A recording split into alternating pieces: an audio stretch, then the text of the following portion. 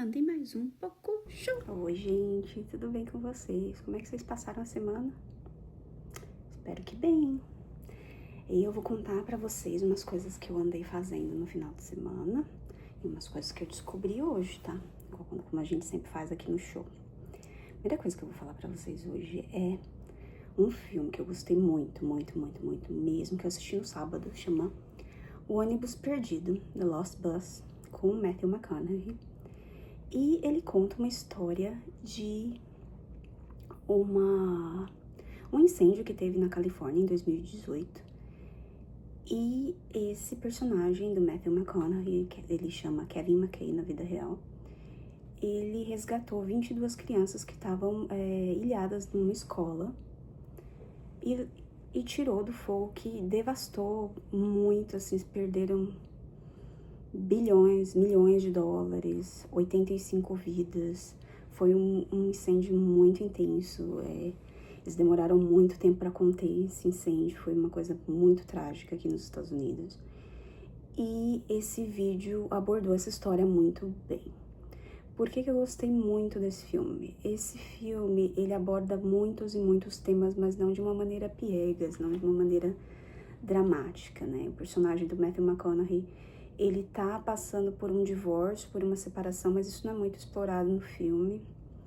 E o pai dele faleceu na época do filme há 4 meses atrás, e ele tem que lidar com a mãe doente, com o filho que também tá passando por problemas, e o trabalho que ele não tá conseguindo fazer todas as coisas que o trabalho exige, e a chefe fica cobrando, e a vida tá muito caótica para ele. E quando o incêndio acontece, ele precisa levar o ônibus de volta para a garagem para fazer manutenção. E ele recebe a ligação da mãe dele, falando que o filho tá com febre, e ele quer pegar o remédio, e aí ele vê o fogo, ele quer resgatar a família dele.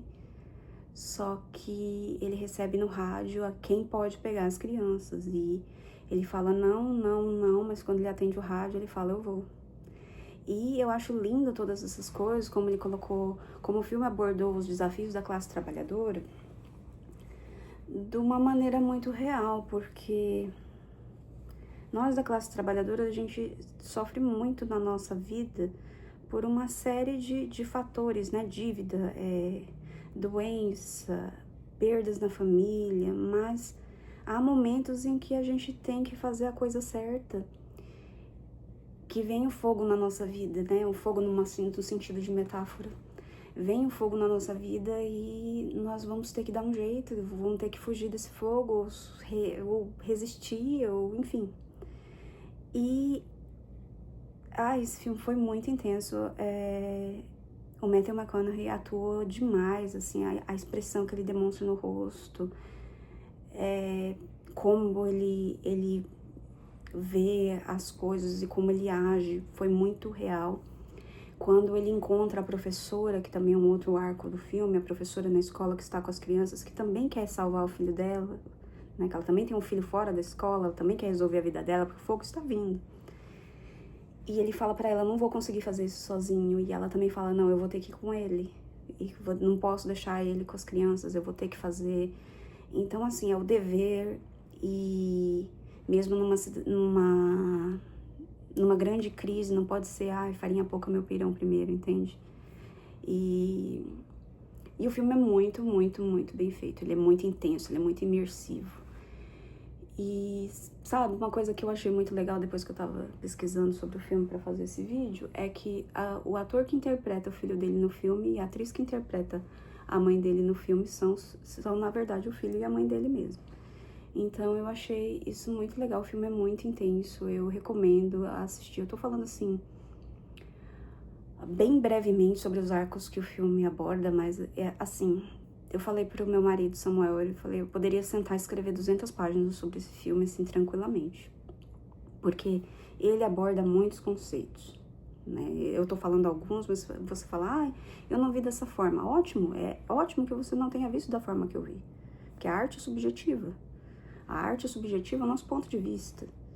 Então, eu te convido a comentar aqui o que você achou sobre o filme, que arco você mais gostou, qual foi a proposta que você mais gostou do filme, que o filme trouxe. e como esse filme te tocou, porque a arte é isso, subjetiva, né, gente? Aí agora um momentinho delírio que eu tava sobre esse filme. O filme tava muito intenso e chegou mais ou menos uns 55 minutos do filme. Eu falei, nossa, eu tô cansada. Eu falei, Samuel, eu preciso dar uma pausa. Samuel, eu preciso dar uma pausa e a gente faz essa coisa que a gente fica na banheira, eu e ele, conversando e tal. Aí nós fomos pra banheira. Eu falei, olha bem, daqui uns 15 anos, quando eu estiver formada, e a gente, porque eu não sei se eu já contei aqui, mas eu acho que sim. Mas quem não sabe vai ouvir de novo. A gente comprou um pedacinho de terra no interiorzinho do Texas, numa cidadezinha pequenininha. E que eu comprei, tá pago, tudo bonitinho. E a gente quer construir lá depois que nosso filho terminar o ensino médio, né? Porque a cidade é muito pequenininha, a escola lá não é muito boa. Então não daria pra gente mudar pra lá agora. Mas quando ele se formar no ensino médio, sim. E aí eu quero pegar, depois que eu fizer essa casa, eu falei pra ele, a gente constrói a casa, a gente pega a casa, coloca como colateral no banco e compra um prédio comercial. Ok? Segura na minha mão, que é delírio forte, tá? A gente compra um prédio comercial, reforma pra fazer um cinema embaixo, em cima a gente faz um apartamento pra nós dois. E nesse cinema, que meu marido vai fazer, porque ele sabe fazer tudo, né, do projetor, do som, de tudo, fazer tudo no nosso gosto, igual a gente tem na nossa casa, porque um dos grandes motivos que a gente evita ir ao cinema é que a gente sempre sai decepcionado. O som é horrível, a caixa rajando, a gente sai crítico da coisa. O chão sujo, ai, gente falando, levantando, a gente prefere assistir em casa. Falei, a gente vai fazer o nosso cinema, que aí a gente convida as pessoas que a gente quer pra assistir com a gente. E sim, vai ter uma pausa no meio, falar, vamos tomar uns refrescos, gente, vamos conversar sobre o filme, o que você achou? Falei, aí delirei. Aí também o Samuel compra meus delírios, né, quando eu tô assim. Aí eu falei, vai tá tendo sim, cinema, Nanda. Cinema da Nanda. Bem assim, mas eu quero uma coisa, cinema meio Bastardos Inglórios, assim, uma coisa mais antiga, entende? Mais refinada. Aí no meio do filme a gente para, toma uns refrescos, conversa, depois todo mundo foi ao banheiro, volta, vamos assistir, continuar assistindo o filme.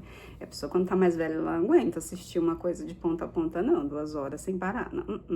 Aí eu tava conversando, mas isso aqui é só um delírio, né, gente? Porque eu sou bem louquinha, assim, nas minhas coisas e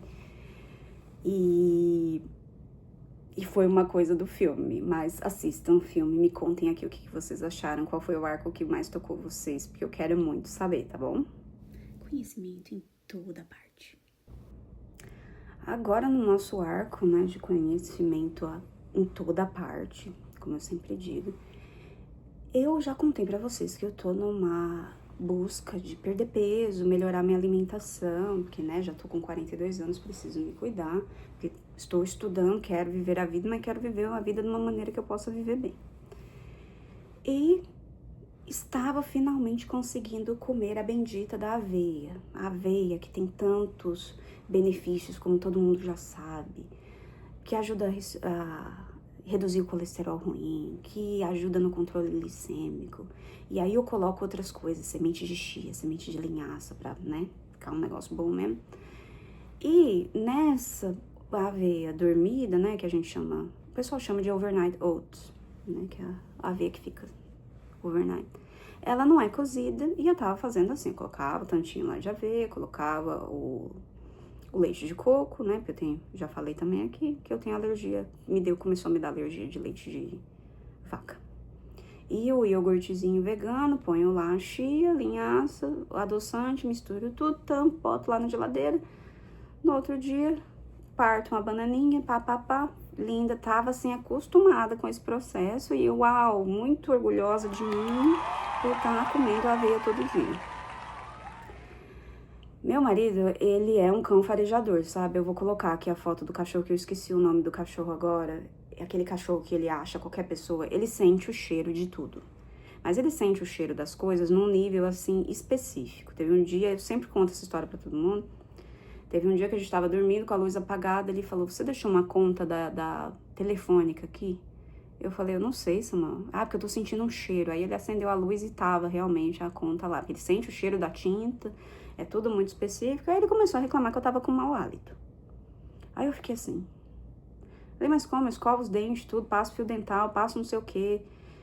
Mas é alguma coisa que você tá comendo. Eu falei, bem, assim, eu tô sozinha em casa, porque eles vão trabalhar, o Heitor vai pra escola, eu fico sozinha em casa, então eu como só a mesma coisa. É arroz, feijão, batata, tofu, brócoli, couve-flor e espinafre. Meu prato de pedreira que eu faço isso, e é a única refeição que eu como mesmo. Depois à noite eu só como uma pipoquinha, uma coisinha assim, bem... a bolachinha, nada de muito. Mas eu só como as mesmas coisas. Pra evitar, né, pra ficar mais fácil. Eu já compro, eu já faço, eu já como e pronto. Aí ele começou a falar que eu tava com mau hálito. Eu fiquei, meu Deus do céu, o que que tá acontecendo? Meu Deus, meu Deus, meu Deus. E eu não tô sentindo, né, pra eu sentir alguma coisa dentro de mim, nossa, eu tenho que estar podre, quase morta. E aí eu fui pesquisar e realmente a aveia crua, ela pode causar em algumas pessoas mau hálito. É horrível quando você vê alguma coisa em algumas pessoas e você é aquela alguma pessoa. Então, o que que acontece? Ela pode causar fermentação e gerando gases e mau hálito. Então, aí o que que eu fiz? Agora eu faço o quê? Eu pego o tantinho de aveia. Eu pego, ponho na panelinha, ponho a água, cozinho, aí eu deixo ela esfriar um pouquinho. E aí eu junto o leite, porque aí a água meio que evapora, fica só aquela coisa cozida. E aí eu ponho tudo que eu punha antes, leite, o iogurte, a chia, e coloco. E aí não tô tendo mais mau hálito. Vou deixar aqui pra vocês uns links, um podcast muito interessante que eu tava escutando sobre a aveia, que a mulher conta tudo sobre a aveia, como é o processo, o que que é bom, o que que não é, que nem toda aveia faz bem. Muito interessante isso, tudo sobre a aveia. Tudo que tem, tudo isso foi, assim, muito legal, porque eu consegui resolver essa questão, né, do mau hálito pra não incomodar, porque também não quero incomodar ninguém, né. Já pensou, se chegar, as pessoas têm que ter cuidado. Você vai num lugar, nossa, a pessoa tá com mau hálito. E às vezes ela tá se cuidando e tudo, porque o mau hálito não é só dente, é uma coisa estomacal também.